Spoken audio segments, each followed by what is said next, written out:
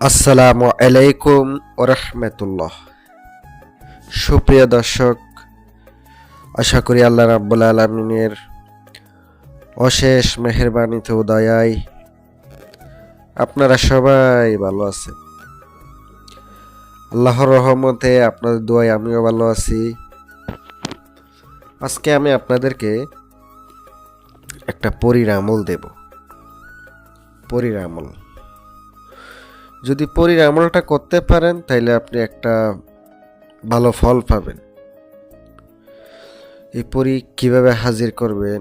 বিসমিল্লাহ দিয়া, বিসমিল্লাহ শরীফের একটি আমল। এই বিসমিল্লাহ শরীফের আমল দিয়া সহজে হাজির করা যায় বলতে কি, রুহানি শক্তি থাকতে হয়, তাইলে আপনার যে কোনো কাজ কঠিন থেকে সহজ হয়ে যায়। আর যদি না থাকে তাইলে তো কঠিন থেকে সহজ হওয়ার কোনো কথা না। রুহানি শক্তির আমল কিন্তু আমার চ্যানেলে দেওয়া আছে, ওখান থেকে করতে পারেন। আর যদি আপনি অনেক দিন ধরে এত কষ্ট করে আমল কিভাবে হাসিল করবেন এমন মনে করেন, আমার মাধ্যমে করে নিতে পারবেন। ইনশাল্লাহ যথেষ্ট পরিমাণ চেষ্টা করব কাজ করে দেওয়ার জন্য। আপনারা আংটি নিতে পারেন, রুহানি শক্তির আংটি রয়েছে, সাধনার আংটি রয়েছে, চাইলে আপনারা আংটি সংগ্রহ করতে পারবেন। এই বিসমিল্লাহ শরীফের আমলটি কিভাবে কোন নিয়মে প্রয়োগ করবেন তা আমি আপনাদেরকে তুলে ধরতেছি। আপনারা একটু কষ্ট করে মনোযোগ দিয়ে শোনেন। আগে শোনেন, পরে আপনি অন্য কিছু করেন। কারণ যদি মনোযোগ দিয়ে কাজ না করেন, মনোযোগ দিয়ে যদি আপনি আমল করতে না পারেন, তাহলে তো আপনার আমলে কাজ করবেন। তাই অবশ্যই মনোযোগ সহকারে আমল করতে হবে, তাইলে আপনি ভালো একটা রেজাল্ট পাবেন। ধরেন আজকের পরিসাধনাটা হবে বিসমিল্লাহ শরীফের আমল।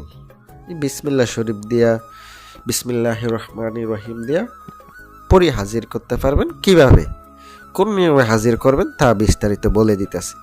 প্রথম অবস্থায় আপনাকে পাক পবিত্র অবস্থায় থাকতে হবে, 5 ওয়াক্ত নামাজ পড়তে হবে, তাইলে আপনার কাছে আসবে। রুহানি শক্তি থাকতে হবে, জালালি জামিলি পরহেজ করতে হবে। এবার সামগ্রী কী কী লাগবে? জিনিসপত্র, একটা আসন করতে হবে, যে কোনো প্রকারের আসন করলে চলবো, কোনো রকম একটা আসন করবেন। আপনি তো কবিরাজ না যে ভালোভাবে একটা বড় সড়ো আসন করবেন। আগরবাতি লাগবে, মোমবাতি লাগবে, ধূপ লাগবে, গোলাপ জল লাগবে, ভালো মানের একটা আতর লাগবে, যেন ঘ্রাণযুক্ত হয় এমন একটা আতর সংগ্রহ করে নেবেন। করার পরে আপনি আমলটি করবেন। কিভাবে? আগে 11 বার দুরূদ শরীফ পড়বেন আমলের আগে। যে কোনো দিন থেকে শুরু করতে পারেন, কোনো দিন নির্ধারণ করা নেই, যে কোনো দিন থেকে। রাত্রেবেলা করতে হবে, রাত 12টার পরে কেবলামুখী হয়ে বসবেন। আগে 2 রাকাত নামাজ পড়ে নেবেন, আপনার উদ্দেশ্য ভালো রেখে পরে হাজির করবেন। এই উদ্দেশ্যে আপনাকে করে নিতে হবে, নামাজ পড়ে নিতে হবে। পড়ার পরে আপনি বিসমিল্লাহ শরীফ আপনাকে মনে মনে উচ্চ স্বরে, একবার বেশিও না বেশি কমও না, পড়তে হবে। মাত্র 3000 একবার পড়তে হবে। 3000 একবার পড়া শেষ হলে আবার দুরূদ শরীফ পরে উঠে যাবেন। এইভাবে আপনাকে আমলটি করতে হবে 21 দিন পর্যন্ত। 21 দিনে তাইলে আপনার সামনে আসবে। আর যারা আংটি সংগ্রহ করবেন অথবা আমার মাধ্যমে কাজ করে নেবেন, তারা আমার সাথে যোগাযোগ করবেন।